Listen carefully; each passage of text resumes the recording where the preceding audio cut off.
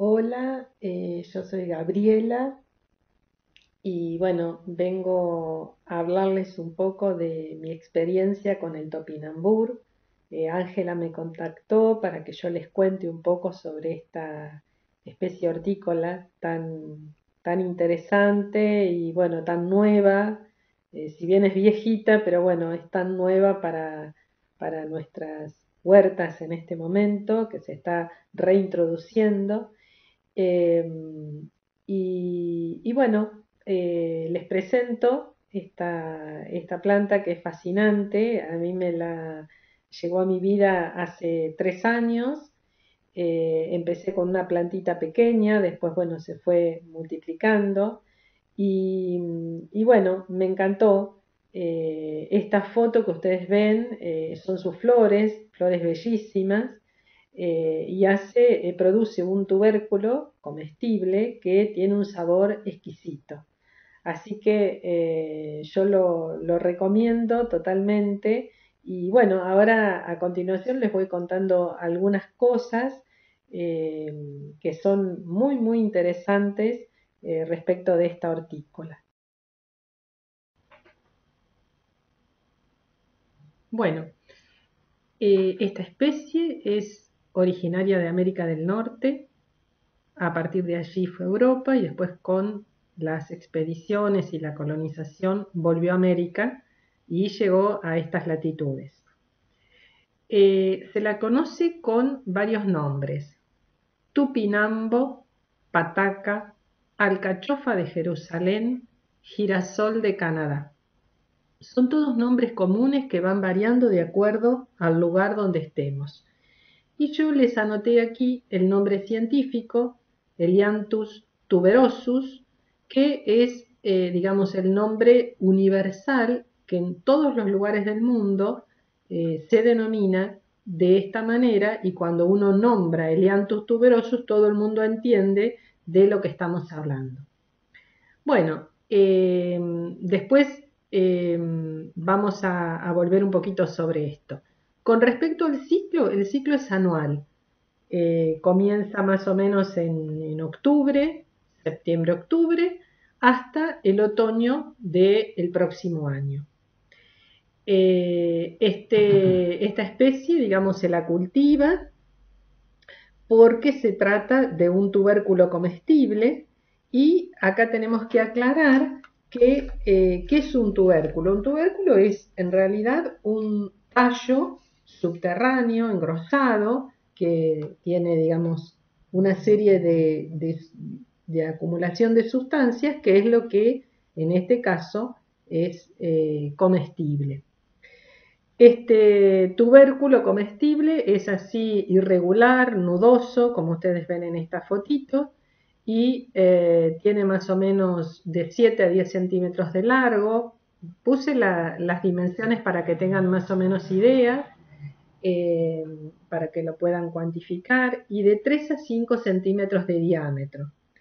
Es una especie que produce, digamos, estos tubérculos muy nudosos, y esa es la forma comestible del mismo. Bueno, en esta foto les presento la planta, la primera diapositiva. Esta planta presenta hojas lanceoladas, simples, que son rugosas, perdón, son ásperas al tacto, muy ásperas, lo mismo que el tallo, y que llega a crecer hasta 3 metros de longitud. Esos tallos nosotros vemos en la segunda diapositiva que en la parte basal produce estos tubérculos. Y tanto en la segunda como en la tercera vemos la flor que es amarilla, bellísima. Esta planta es prima hermana del girasol, por lo cual es el mismo, o sea, comparten el mismo género. Y estas margaritas son vistosas, muy bonitas, y en mi caso muchas veces las corto para poner en floreros o dentro de la casa porque verdaderamente alegran un montón. Ahí yo anoté tres cualidades, tres características que son muy importantes. En principio, que la planta es invasora. Es uno de los motivos por los cuales en el campo dejó de producirse como forraje de tipo animal, principalmente para los cerdos, porque en realidad de año en año se iba multiplicando tanto que ocupaba mucho espacio y entonces, bueno, se dejó su cultivo. En nuestro caso, eh, como nosotros tenemos huertas y nuestras huertas son relativamente pequeñas, lo que tenemos que hacer es un control, ¿no? En la medida que la planta se vaya extendiendo, bueno, podemos ir sacándolas y podemos tener la generosidad de regalársela a alguien. O sea que esta cualidad de ser invasora no es una cualidad para nosotros que nos pueda traer mayor problema. Es una especie rústica. Cuando me refiero a especie rústica es porque se adapta a diferentes tipos de suelo. Yo tuve la experiencia de en mi jardín ponerla que crezca en 3 lugares diferentes, en un suelo de producto del compost donde había lombrices y creció perfecta, pero también creció cerca al lado de una pared donde el suelo era muy gredoso, mucha arcilla, muy endurecido y también produjo perfectamente, y en otra parte donde se encharcaba y de todas maneras también tuve buena producción, por lo cual es una especie que no nos va a dar ningún tipo de trabajo porque es simplemente plantarla y en la primavera y después controlar un poco el riego en el verano y ya está. Es una especie muy pero muy generosa. En mi caso vi que era muy resistente a las enfermedades, a las plagas. Recién en el final del cultivo, o sea, cuando ya en el otoño las temperaturas empiezan a bajar y la longitud del día también el día se hace más corto, eh, aparecían manchas en las hojas, pero era justamente no por un problema de enfermedad, sino porque ya la planta estaba en su punto de senescencia o en su punto de muerte.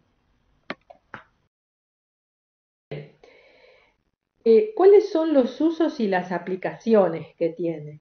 En principio, les hablé de un alimento desde el punto de vista animal. Pero lo que quiero, digamos, recalcar como algo muy importante, por lo cual se lo está estudiando mucho en diferentes grupos de investigación, de hecho, a mí esta plantita me la regaló una persona que está haciendo justamente investigación en el CIDCA, donde están viendo todas sus cualidades, sus propiedades, como para comenzar nuevamente y darle un empuje a este alimento. Tiene un gran potencial, les decía, como alimento humano. ¿Por qué? Porque ya decíamos que esta especie, lo que nosotros consumimos son los tubérculos, y dentro de esos tubérculos existe un carbohidrato que se llama inulina. Esta inulina lo define a este alimento como un alimento funcional, porque aparte de ser, digamos, un alimento que nos nutre, tiene una función muy importante como estímulo de la flora intestinal, de la flora benéfica intestinal de nuestro intestino, ¿no? Entonces, se habla de que esta inulina, o sea, les leo lo que dice, lo que yo puse acá, lo que escribí acá. Esta especie produce tubérculos que almacenan un carbohidrato de reserva que es la inulina, lo que lo define como un alimento funcional.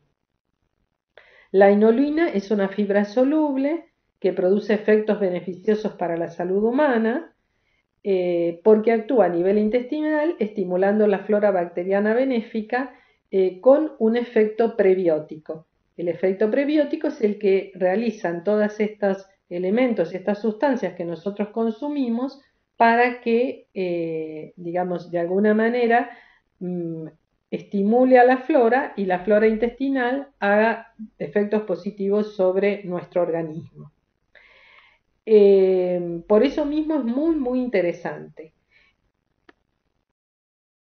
hablar de las propiedades que tiene este alimento. Acá yo les hice un listadito porque son muchas y son muy interesantes. En principio, aporta proteínas de alta calidad. Estas proteínas están formadas por unos aminoácidos, que son unas sustancias más pequeñas, y que tienen como base muchos de ellos azufre, lo cual los hace muy importantes y muy interesantes para nuestra dieta. Suministra bajo suministro de calorías. Con respecto a esto tengo que hacerles una aclaración muy, muy importante, que es la siguiente. Este topinambur se lo podía usar o se lo puede usar reemplazando a la papa. De hecho, cuando se realiza alimentos, cuando se usa como alimentos para los animales, en el caso de los cerdos, como les decía, les contaba hace un ratito, se lo conocía en el campo como papa chanchera. Nadie le decía topinambur, le decía papa chanchera, porque se cultivaba para que principalmente los cerdos consumieran toda la parte aérea y luego osaban, que es el sistema que tiene el cerdo con su hocico, ¿no es cierto?, de buscar el material en el suelo, y encontraban estos tubérculos y consumían estos tubérculos. O sea, la gran importancia que tiene este alimento es que no tiene almidón como la papa. El almidón en general es lo que, digamos, hace que el consumo de almidón nos genera un aumento de calorías. Sin embargo, este alimento tiene inulina, que es otro carbohidrato distinto, pero que el aporte de calorías es muy reducido, por lo cual es muy interesante, por ejemplo, para aquellas personas que tengan que hacer dieta para bajar de peso o que no consuman papa, por ejemplo, o no puedan consumir papa, por ejemplo, porque tienen diabetes. Tiene un alto contenido de minerales, tiene calcio, tiene potasio, tiene zinc, son minerales, digamos, muy importantes y muy interesantes a nivel de la alimentación, bajo contenido en grasas y aporta vitaminas del complejo B y vitamina C. O sea que es un alimento completito, ¿sí? Por esa cuestión, o sea, por todas estas cualidades, lo pueden consumir personas, ya dijimos, con diabetes, personas que tienen celiaquía, o sea, las personas que tienen celiaquía tienen una intolerancia, o sea, no pueden consumir harinas que tengan gluten. Y con respecto a eso, en nuestro país no existe ninguna forma de industrializar, pero en Chile hay algunas empresas que lo cultivan al topinambur y después lo secan y hacen harinas y venden esta harina para hacer panificados o galletitas o cualquier tipo de producto. Esto lo hace muy, muy interesante justamente para estas personas que no pueden consumir ni harina de trigo, ni avena, ni cebada, ni centeno. Entonces ahí se reduce mucho el espectro, digamos, para estas personas. Y también para personas que tienen hipertensión, porque tiene un equilibrio muy interesante entre lo que es el sodio y el potasio. Ustedes saben que las personas que tienen hipertensión en general se les recomienda no consumir sal. La sal tiene sodio. Entonces, este alimento tiene sodio, pero tiene en poca cantidad, por supuesto, pero está como equilibrado, ¿no es cierto?, con respecto a el potasio.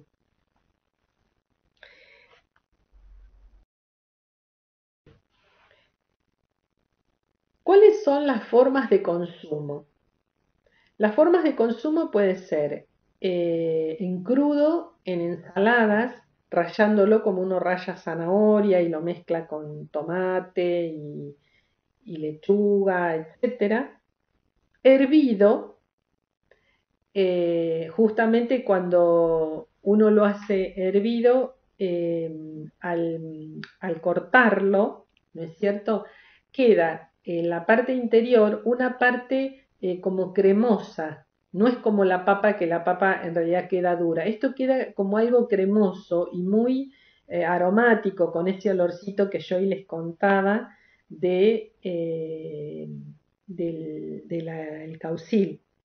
También se puede incorporar en guisos, como se incorpora la papa, el zapallo, se incorpora esto. En sopas, a mí me gusta mucho cómo queda cuando uno hace sopa de verdura, le pone el topinambur. Y lo que hice este año, bueno, que me encantó, fueron unos snacks.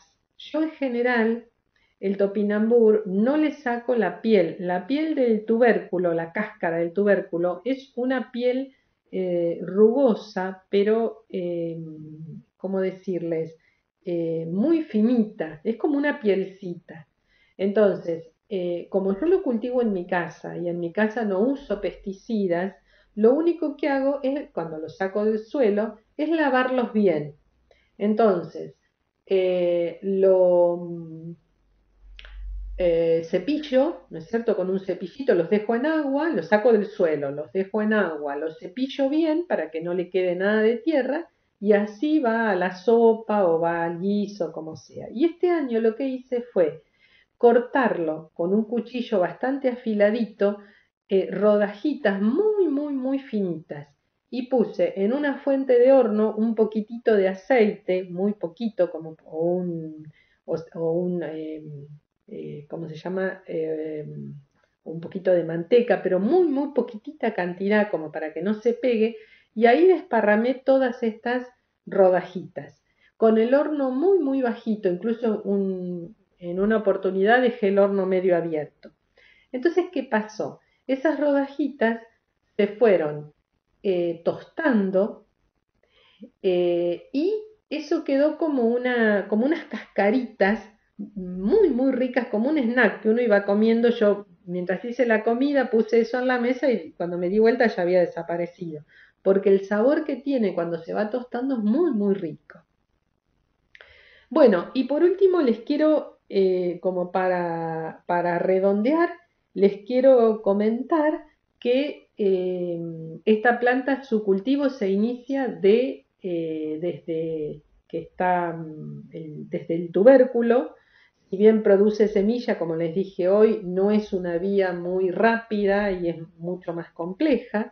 Así que necesitamos tener estos tubérculos. En general no es necesario que sean tubérculos grandes. Yo lo que hice cuando coseché lo mío, separé una partecita de los tubérculos más chicos y sé que Ángela a alguna de ustedes le dio como para que pudieran empezar. Por supuesto que yo le di una cantidad pequeña porque no tengo mucho, pero bueno, la historia es, me parece, empezar a hacer la cadena. Capaz que muchas de ustedes este año no tendrán, pero lo tendrán el año próximo. ¿Mm? Entonces, lo que conviene es directamente ya ponerlos en el suelo o dejarlos en el suelo cuando uno cosecha, y uno va a ver que cuando las temperaturas empiezan a hacerse más altas, la planta va a empezar a brotar. Entonces, esta planta va a brotar, va a llegar a una altura de casi 3 metros, es muy, muy alta. Cuando llega a esa altura, en algunos casos va a ser necesario Yo la tuve que atar contra una pared porque el año pasado me ocurrió que una vez que hubo una tormenta y mucho viento, las plantas se me volcaron, que igual no pasó nada, pude cosecharlo más bien, pero con la planta volcada era difícil transitar. Así que por ahí conviene ponerlo contra una pared, contra un alambrado, cosa de que cuando esta planta llegue a alturas importantes uno le pueda, con algún cordón, pueda atarlas. Más o menos para mediados fines de enero da la floración, esas flores bellísimas que ustedes pueden cortar para digamos, para poner en floreros, eso no el corte de la flor no le hace absolutamente nada al tubérculo. Y posteriormente, luego de la floración, ustedes van a ver que la planta de a poquito empieza a secarse. Hay que esperar a que la planta esté completamente seca para sacar los tubérculos. En algunos casos es muy común, yo voy a ver si este año les puedo sacar fotos, que en el lugar donde, en la base de la planta donde desarrollan los tubérculos, se hace como una montañita, porque esos tubérculos son grandotes y todos juntos y es como que levantan el suelo.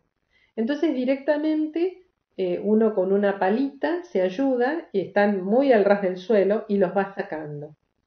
En general se aconseja que uno vaya cosechando en la medida que va usando. Por ejemplo, bueno, hoy voy a hacer una sopa y necesito medio kilo, bueno, voy, los cosecho, lavo, hago la sopa. Pero el resto lo dejo en el suelo. Yo lo que hice fue cosechar todo porque necesitaba el lugar y entonces los dejé, no los mojé o sea, no los humedecí, sino simplemente los saqué del suelo, traté de sacarles con un cepillo seco la tierra y así los puse en la heladera, en la bolsa en la cajón de verduras. Y eso es lo que verdaderamente, eh, o sea, voy sacando de ahí. Y también hice una experiencia que también se puede, que es indicado eso, colocarlas en el freezer. Tengo dos bolsitas con topinambura en el freezer. Entonces, bueno, esas todavía no las usé porque estoy utilizando las de la heladera. Bueno, no sé, quizá haya mucho más para decirles, probablemente ustedes tengan dudas o preguntas. Yo creo que, bueno, las chicas y Ángela después decidirán cómo hacer, pero yo estoy en el grupo de ustedes, en el grupo de WhatsApp, así que si quieren me pueden ir mandando sus dudas y bueno, quedamos en contacto para algún momento que podamos vernos y conocernos. Capaz que muchas de ustedes quieren y quieren ya, bueno, ya va a ser imposible tener plantitas. Yo lo que hice, digamos, como siempre me aparecen algunas plantas que están fuera de lugar y que tampoco quiero llenar mi terreno de topinambur porque quiero hacer otras especies hortícolas. Para la primavera yo las plantas que salgan fuera de lugar las voy a sacar, las voy a poner en alguna maceta y bueno, me pongo en contacto con Ángela para que por lo menos alguna de ustedes pueda tener alguna plantita más, las que por ahora no tenga. Bueno, un gusto y bueno, y en algún momento nos conoceremos. Bueno, chau, chau.